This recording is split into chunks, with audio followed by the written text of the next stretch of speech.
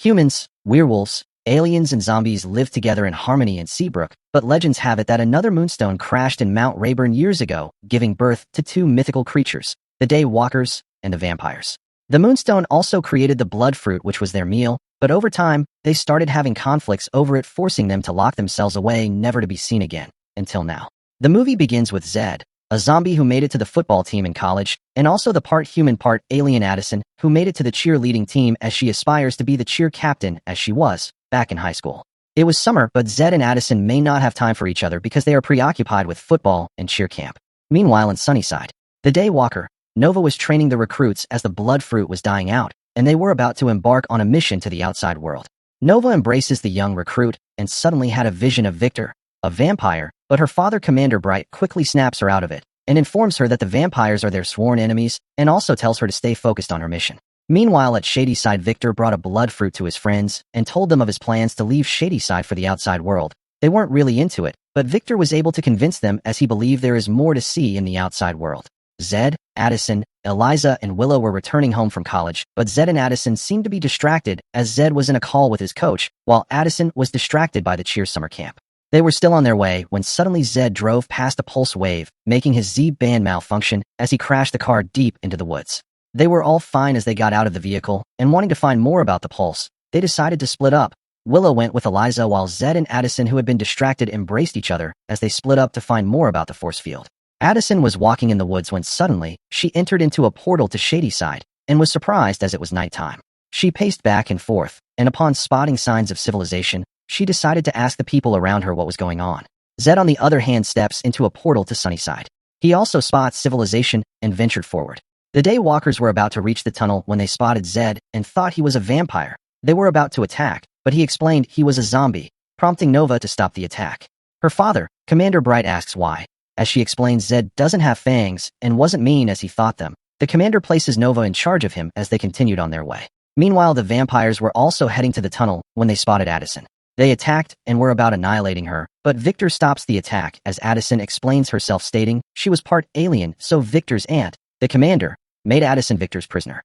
Addison spotted Victor's drawings and asked him about it, but he brushes it off as it appears he was also dreaming about Nova. The Day Walkers finally got to the end of the tunnel, and they opened it and began heading for the blood orchard.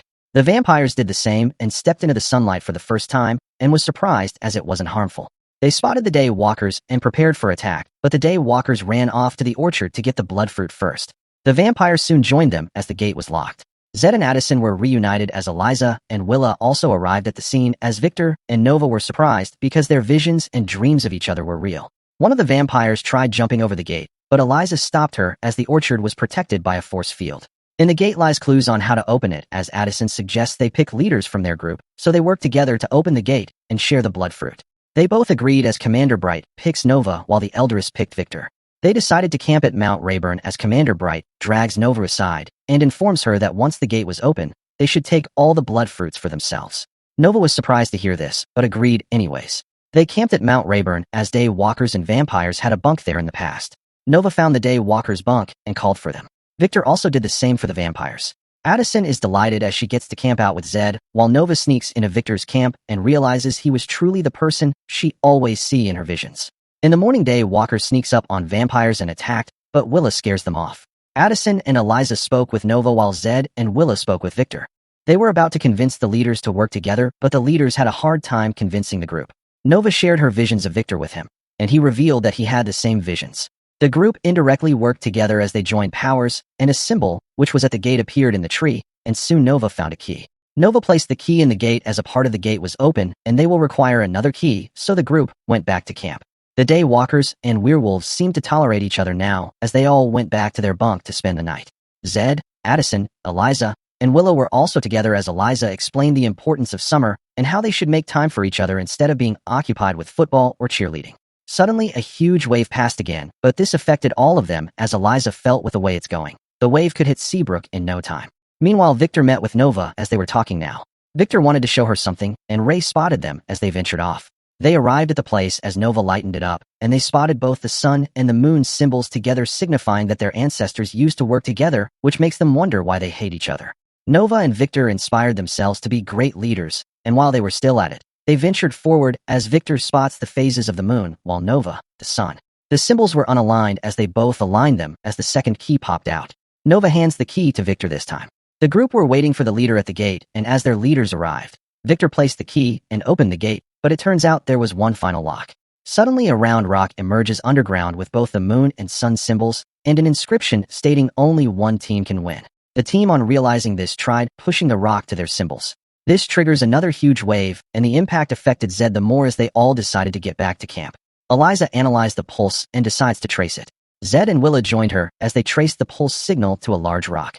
Eliza told them the pulse was coming from beneath, so Zed moved the rock and revealed a pit beneath. Using a rope held by Eliza and Willa, Zed descended, but suddenly the rope snaps and Zed falls off. This causes an opening in the ground as Eliza and Willa fall off too. Addison and the others noticed what was happening and rushed to the site. Zed was stuck, so Eliza and Willa used their powers to move the rock, freeing him in the process. Looking around, they spotted a huge tower embedded in the bloodfruit root. It appears the tower was causing harm to the bloodfruit, and the pulse was like a cry for help.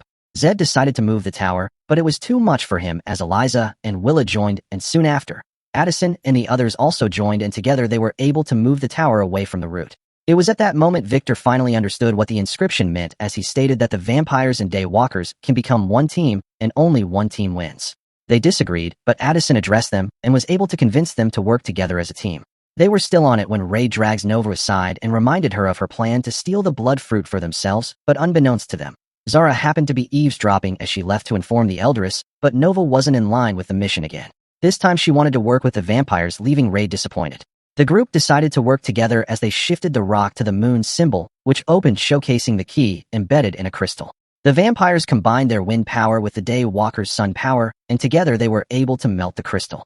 Victor unlocked the final gate, and they all got into the orchard. They were marveled as there were lots of blood fruits, but suddenly Commander Bright and the Eldress both arrived. It appeared Ray informed the commander while Zara informed the Eldress. Commander Bright wanted the blood fruit all for themselves, but the Eldress wasn't ready to let that happen. The commander attacked, forcing the Eldress to counter. This set the orchard on fire and burned half of the blood fruit.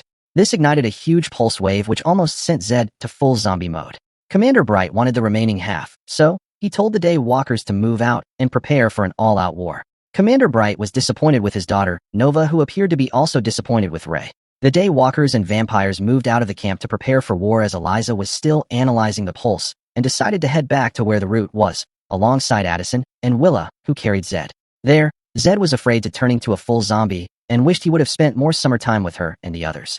Nova and Victor arrived at that moment, as Nova revealed her true intention to him, as she planned not to steal the blood fruit, but share it. Nova and Victor soon realized the tower holds two symbols which signified the moonstone of the Daywalkers, called the light stone, and that of the vampires called the dark stone, so they realized if they could place the symbols on the tower, it could heal the blood root, providing infinite blood fruit for their kind. But retrieving the blood fruit was the hard part. Zed was able to convince Nova and Victor, as Nova and Victor also talked to their allies and mapped out a plan to retrieve the stone. The war was about to begin as Nova got into her town, took out the guards guarding the stone, and retrieved it. Victor also did the same, as Zara this time decided to cover him. The Daywalker and vampires realized the blood fruit was gone, and on getting to the tunnel, they realized Nova and Victor allies had taken it all. The Daywalkers and vampires were about to attack the allies when Nova and Victor arrived with their moonstones. They both climbed the tower to place the stones, but the commander and Eldress attacked them to prevent them from doing so. This causes the tower to shift and was about to fall. So, Zed decided to go into full zombie mode and was able to hold the tower long enough for the stones to be in place. Zed's band no longer worked as Addison stayed by his side, and just at that moment, the light stone and dark stone combined and became one moonstone. This causes rain as everyone rejoices. Zed was healed at that moment, and the blood root was healed as lots of fresh blood fruit emerged. It turns out that the Daywalkers and vampires kept both stones apart for too long, which affected the blood root's health. The supernaturals were all connected, and that's why the pulse affected them all. Commander Bright and the Eldress were both proud of Nova and Victor as they embedded the quality of true leaders to follow their instincts to do what's right. They all sang and danced together, and soon after Zed was alone with Addison, and he suggested that they should all spend summer in Seabrook as they don't know how long they have with each other. Nova, on the other hand, waved goodbye to Victor and hugged him, but just that moment a huge tornado formed in the ocean, signifying the presence of mere people. That's a story for another day. Thanks for watching, guys. Subscribe to It's Mythical for more mind-blowing recaps like this. Goodbye.